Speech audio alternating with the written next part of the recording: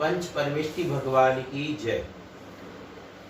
श्री पद्मनंदी पंचविंशतिका ग्रंथ का यति भावनाष्टकम प्रकरण का स्वाध्याय हम कर रहे हैं।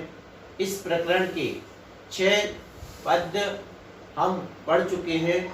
आज 7वां पद प्रारंभ कर रहे हैं। 7वां पद है भेद ज्ञान विशेष संहृत मनो वृत्ति समाधि परो जायेताद्भुत धाम धन्य शमिनाम केषाञ्चिदत्राचलः वज्रे मूर्धनि पतत्य पितृभुवने वह्नि प्रदीपेऽपि वा येषां नो विकृतिर्मनागपि भवेत् प्राणेषु नश्यत्स्वपि। अर्थ है, सिर के ऊपर वज्र के गिरने पर भी अथवा तीनों लोकों के अग्नि से प्रज्वलित होने पर भी अथवा प्राणों के नाश को प्राप्त होते हुए भी जिनके चित्त में थोड़ा सा भी विकार भाव उत्पन्न नहीं होता है, ऐसे आश्चर्यजनक आत्म तेज को धारण करने वाले किन्हीं विरले ही श्रेष्ठ मुनियों के वह उत्कृष्ट निश्चल समाधि होती है जिसमें भेद ज्ञान विशेष के द्वारा मन का व्यापार रुक जाता है।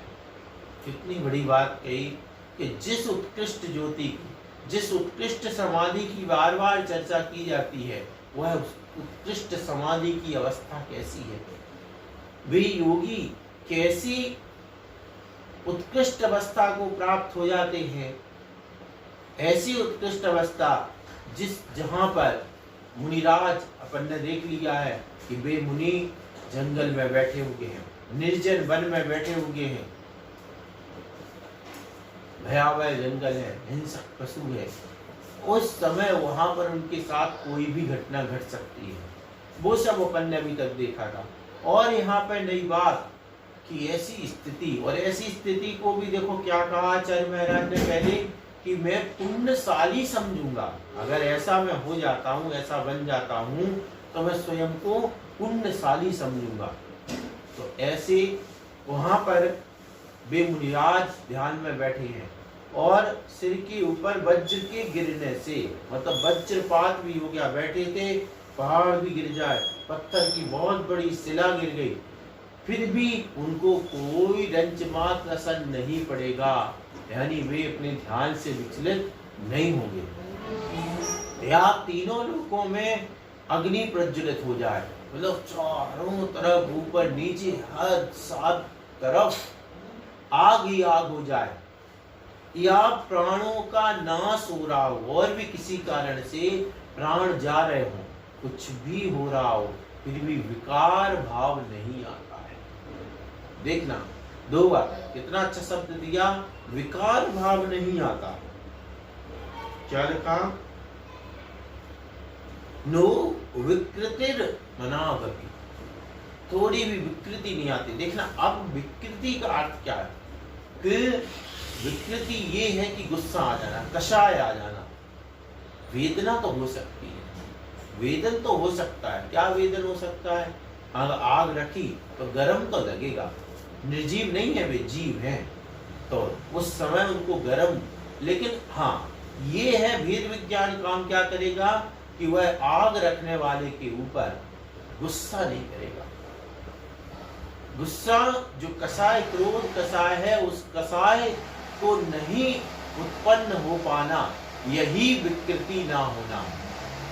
तो ऐसी विकृति उनमें उत्पन्न नहीं होगी कब तक प्राण भी चले जाएं, प्राण भी जा रहे हैं, ऐसा उपसर्ग संकट आ गया है, तो भी उनको विकृति नहीं होती है। कितनी बड़ी बात है, विकार नहीं होता है। मन में विकार क्या होता है? विकार होता है जिसे अपन कह सकते हैं जो हमारा नाश कर दे, वह विकार कहलाता है।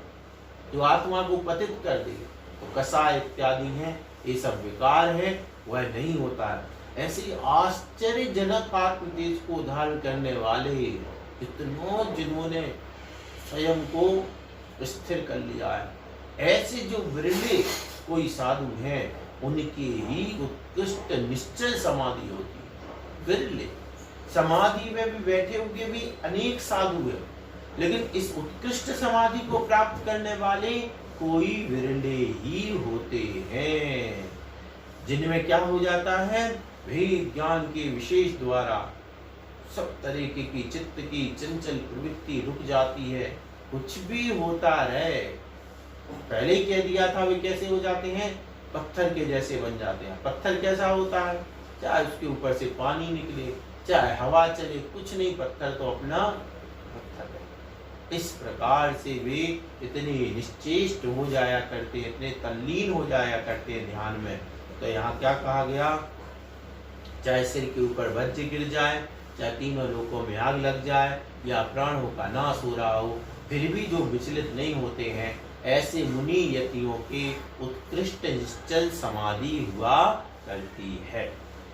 अगला श्लोक है 8वां नंबर। अंतस्तत्त्वमुपाधिवर्जितमहं व्याहारवाच्यम परम ज्योतिर्यहि कलितं श्रियं ज्योतिर्यहि कलितं श्रितं च यतिभिस्ते सन्तु नः शान्तये येषां तत्सदनं तदेव शयनं तत्सम्पदस्तत्सुखं तद्वृत्तिस्तदपि प्रियं तदखिल श्रेष्ठार्थ संसाधकम्। जिन मुनियों ने बाह्य अभ्यंतर परिग्रह से रहित और अहम शब्द के द्वारा कहे जाने वाले उत्कृष्ट ज्योति स्वरूप अंतस्तत्व अर्थात अंतरात्मा के स्वरूप को जान लिया है तथा उसी का आश्रय भी किया है, एवं जिन मुनियों का वही आत्म तत्व भवन है, वही सैया है, वही संपत्ति है, वही सुख है, वही व्यापार है, वही प्यारा है और वही समस्त श्रेष्ठ पदार्थ को सिद्ध करने वाला है, वे मुनि हमें शांति देवे, या वे मुनि हमें शांति के लिए होवे। इतनी बड़ी बात है। जो मुनिराज बाह्य और अभ्यंतर परिग्रह से रहित हो गए हैं, अहम शब्द के जो द्वारा कहे जाने वाले उत्कृष्ट ज्योति स्वरूप जो अंतरात्मा उसको पहचान लिया है। अहम कौन, अहम मैं। अहम यहाँ अहंकारवाची नहीं, अहम यहाँ सत्तावाचक है, आत्मा की सत्ता कि मैं अहम। तो जाने उसी को आश्रय किया है। और अब देखो उस आत्म तत्व का आश्रय कैसे किया है। वे क्या सोचते हैं कि आत्म तत्व ही मेरा भवन है, ये आत्म तत्व यही सैया है, यही संपत्ति है, यही सुख है, यही प्यारा है, सब कुछ दुनिया में सब कुछ यही है और इसी की मुझे सिद्धि करना है, इसके अलावा कुछ भी नहीं। जिसको कहते हैं ना, संसार में जैसे कोई पागल हो जाता है, उसको एक ही एक चीज दिखाई देती है और पागल का कोई दूसरा अर्थ भी अगर किया जाए व्युत्पत्ति से तो पापम गाल्यति थी पागल। तो जो पापों को गलाए वह पागल है, पापों का नाश करे। और मुनिराज क्या कर रहे हैं, बस एक आत्म तत्व में है, इन पाप जो कर्म है इनको नाश करके केवल ज्ञान प्राप्त करना ही उनका लक्ष्य है। इसलिए क्या उनका एक मुनिराज के साथ ऐसा हुआ, किसी ने उनको कह दिया पागल है। अब श्रावक भड़क गए कि कैसे कह सकते हैं हमारे मुनिराज को पागल। मुनिराज तो उत्तम क्षमा के धारक होते हैं। उन्होंने कहा भैया भड़को मत, कसाय मत करो, ये सही तो कह रहा है, जो पापों को गला है पागल, मैं पापों को गला रहा हूँ इसलिए पागल कहा, क्या दिक्कत। ये दृष्टिकोण है कहने का मतलब। तो उनके लिए सब कुछ सुख जो भी है, सैया है, भवन है, जो सब कुछ है आत्मा ही है। ऐसा भी योगी जन सिद्ध करने वाला श्रेष्ठ पदार्थ भी उन्हें आत्मा ही है। ऐसे मुनि जो आत्म सिद्धि में लगे हुए हैं वे हमारे लिए शांति करें, ऐसी यहाँ पर प्रार्थना की गई है। और इस प्रकरण का अंतिम श्लोक पापारिक्षयकारी दात्री नृपति स्वर्गापवर्गाश्रियं श्रीमत्पङ्कजनन्दिभिर्विरचितं चिच्चेतनानन्दिभिः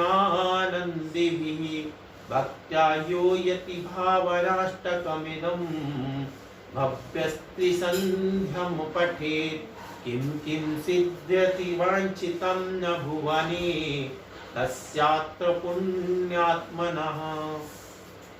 आत्म चैतन्य में आनंद का अनुभव करने वाले श्रीमान पद्मनंदी के द्वारा रचा गया है 8 श्लोक में यति भावना प्रकरण पाप रूप शत्रु को नष्ट करके राज लक्ष्मी, स्वर्ग लक्ष्मी और मोक्ष लक्ष्मी को भी देने वाला है।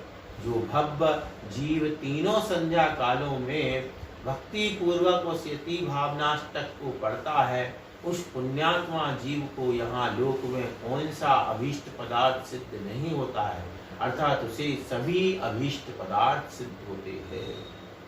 क्या मतलब? हमारे यहाँ जैनागम में बहुत स्पष्ट कहा गया है। क्या कहा गया है कि धर्म के साथ जो धर्म करता है, जब तक उसका संसार रहता है, उस धर्म के प्रभाव से संसार की सारी अनुकूलताएं उसको प्राप्त हुआ करती हैं। ये धर्म का प्रभाव। ये धर्म क्यों? क्योंकि उसके साथ धर्म है, पुण्य है, अतिशय पुण्य है। वह क्या कराएगा? संसार तो है क्योंकि कर्म अभी बंधे हुए हैं, लेकिन जब तक संसार है तब तक वह सुख पूर्वक रहेगा। अपन देखते हैं संसार में सब तरह के प्राणी जीते हैं, ऐसे भी लोग होते हैं जिनकी अनुकूलताएं हैं। तो ये अनुकूलताएं जो धर्मात्मा होता है वह यहाँ क्या लिखा? राज लक्ष्मी, स्वर्ग लक्ष्मी और मोक्ष लक्ष्मी, चक्रवर्ती जैसा वैभव प्राप्त होता है धर्म के प्रभाव से होता है, अधर्म से नहीं मिलता है, धर्म से मिलता है। तो अंत में जाकर के उसको मोक्ष लक्ष्मी भी प्राप्त होती है। और आचार्य महाराज ने कहा जो ऐसी यति भावनाष्टक को पढ़ता है, पढ़ने का मतलब यहाँ ये है इस प्रकार की भावना रखना, ऐसे मुनि बनने की भावना रखता है जो वह क्या करता है?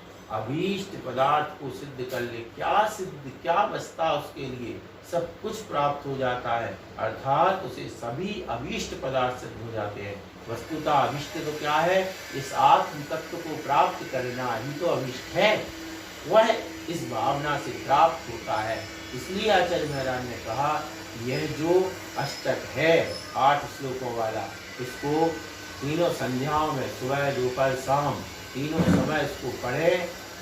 क्यों पढ़े? क्योंकि किसी भी भावना को अपन कहते हैं ना 3 बार बोलते हैं, 3 बार करते हैं तो वह पक्का हो जाता है। इस प्रकार से यह यति भावनाष्टक पूरा हुआ। कल से हम अगला जो है 6वां प्रकरण उपासक संस्कार, इसका स्वाध्याय प्रारंभ करेंगे। सभी को